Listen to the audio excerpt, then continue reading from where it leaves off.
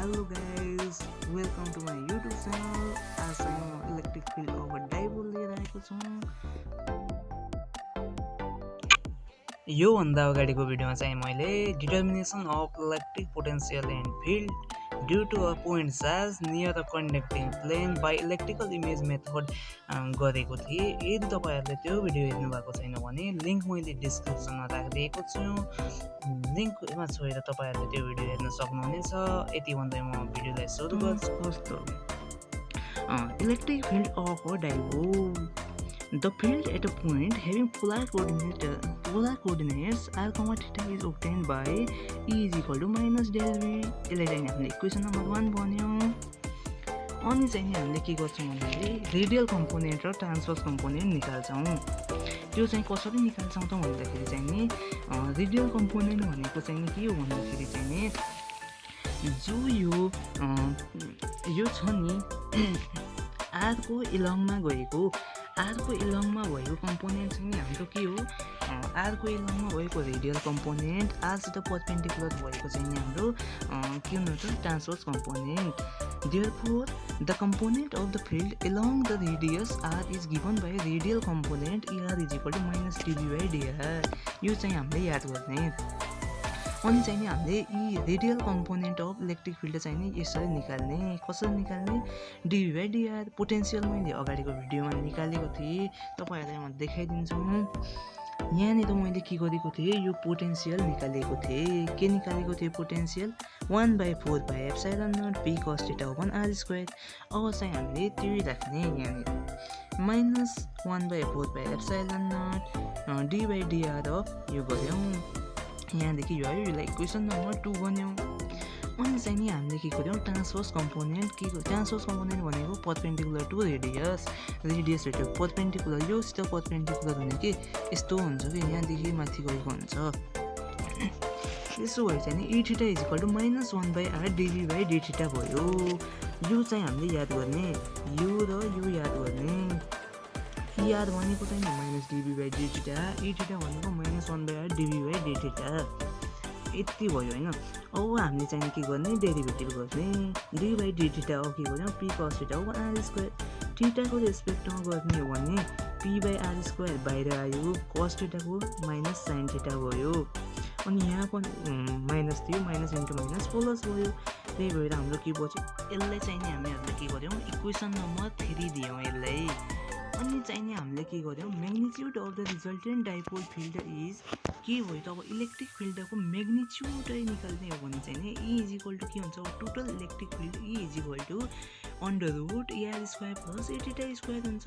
ER square हाम्रो यहाँनिर आएको छ, E θ पनि हाम्रो यहाँनिर आएको छ। अब चाहिँ नि दुईटैको ER square plus E θ square गर्यौं, यहाँनिर स्क्वायर गर्यौं। यो चाहिँ नि कस्तो आउँछ भन्दाखेरि चाहिँ नि यो पनि स्क्वायर भयो, p स्क्वायर प्लस स्क्वायर θ हुन्छ। अनि ओपन के हुन्छ 2 पाइ एप्सिलन नट r को स्क्वायर हुन्छ। अब चाहिँ नि यहाँदेखि चाहिँ नि के आउँछ भन्दाखेरि चाहिँ नि p ओपन 4 पाइ एप्सिलन नट r क्यूब चाहिँ नि के हुन्छ त यहाँदेखि बाहिर आयो, कमन निकाल्यौं दुईटैदेखि। अब कमन त झिक्यौं, तर यहाँ चाहिँ नि हाम्रो के छ 2 पाइ एप्सिलन नट r क्यूब मात्रै छ भनेपछि चाहिँ नि यहाँ हामीले 2 ले मल्टिप्लाई गर्नु पर्यो यहाँ 4 बनाउनलाई चाहिँ नि, किनभने अन्डर रुट भित्र छ भने यो पुरै स्क्वायर हो नि त। p ओपन 4 पाइ एप्सिलन नट r क्यूब को होल स्क्वायर भएर नै त बाहिर आउने हो यो। त्यही भएर चाहिँ नि के गर्यौं p cos θ ओपन 2 पाइ एप्सिलन नट r क्यूब चाहिँ नि के गर्यौं हामीले, म यहाँ लेखेरै बताइदिन्छु। हामीले के गर्यौं भन्दाखेरि चाहिँ नि p cos θ ओपन 2 पाइ एप्सिलन नट r क्यूब छ नि जो यो यहाँदेखि चाहिँ नि के गर्यौं हामीले, यहाँदेखि चाहिँ नि हामीले गर्यौं p ओपन 2 पाइ एप्सिलन नट r क्यूब को चाहिँ नि के गर्यौं स्क्वायर इन्टु के बच्यो त अब यहाँ cos स्क्वायर θ बच्यो प्लस चाहिँ नि के भयो p square open p open 2 पाइ हैन 4 पाइ एप्सिलन नट r क्यूब को चाहिँ नि के भयो स्क्वायर भयो। अनि यहाँनिर के बच्यो त हाम्रो sin स्क्वायर θ बच्यो हैन। यो अन्डर रुट भित्र छ पुरै यो हो नि त यो वाला।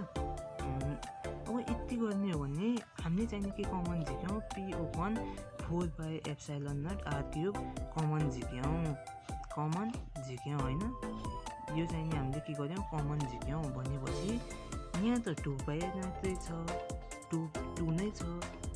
अनि अब हामीले के गर्ने यहाँ 2 बनाउनलाई अब 2 ले मल्टिप्लाई गर्ने, किन 2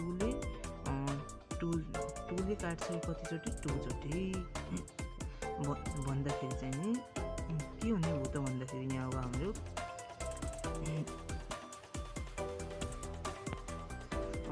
अब यहाँ चाहिँ नि के हुने भयो 2 स्क्वायरले मल्टिप्लाई गरिदिए, किनकि यहाँ 4 आओस् भनेर।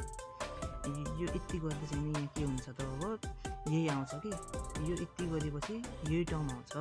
अनि यहाँदेखि चाहिँ नि के गर्यौँ हामीले 2 स्क्वायर अनि यहाँ के भयो cos स्क्वायर थीटा भयो, किनकि यो त कमन झिकेको नि त हामीले प्लस। अनि यहाँदेखि यो त गयो बच्यो कि sin स्क्वायर थीटा के बच्यो थीटा बच्यो। अनि यो होल टर्म अन्डर द भित्र छ। अनि यो स्क्वायर छ भने यो त बाहिर जान मिल्छ नि त, त्यही भएर यो चाहिँ कहाँले हामीले बाहिर ल्यायौँ। भित्र कति बच्यो त 2 cos थीटाको होल स्क्वायर। कसरी बच्यो यहाँ के थियो 2 1 स्क्वायर थियो, cos 1 स्क्वायर थियो भने एउटैमा लेख्यौँ 2 cos थीटाको होल स्क्वायर भयो। 2 cos थीटाको whole square plus sin square थीटा भयो। अनि यो चाहिँ के भयो 4 cos स्क्वायर थीटा भयो प्लस sin स्क्वायर थीटाले चाहिँ हामीले कन्भर्ट गर्यौँ cosमा 1 - cos स्क्वायर थीटा हो। अनि टोटल इलेक्ट्रिक फिल्ड चाहिँ हाम्रो कति आयो यो आयो। यो नै हाम्रो के हुन जान्छ त अब this is the magnitude of total electric field due to the dipole in polar coordinate form भने। अब यो थियो साथीहरू हाम्रो चाहिँ electric field total electric field due to dipole भनेको चाहिँ नि। अब यदि चाहिँ तपाईँहरूलाई यो भेक्टर फर्ममा चाहिँ लेख्नुहुन्छ भनेपछि चाहिँ नि भेक्टर फर्ममा चाहिँ यो कस्तो हुन्छ भन्दाखेरि चाहिँ नि E = के हुने भयो त ER अनि यहाँनिर चाहिँ नि R क्याप लगाइदिने। अनि रियल कम्पोनेन्ट छ भने R क्याप लगाउने। अनि यहाँ चाहिँ नि ट्रान्सभर्स कम्पोनेन्ट थीटा कम्पोनेन्ट छ भने R थीटा क्याप लगाइदिने। यही छ हाम्रो भेक्टर फर्ममा। ल त साथीहरू आजलाई चाहिँ यति नै भयो। नेक्स्ट भिडियो लिएर म चाँडै नै आउने नै छु। यदि तपाईँहरू च्यानलमा नयाँ हुनुहुन्छ भने एक लाइक अनि एक सब्सक्राइब गर्न नभुल्नु होला। अनि यो भिडियोलाई चाहिँ साथीहरूमा सेयर गरिदिनु होला।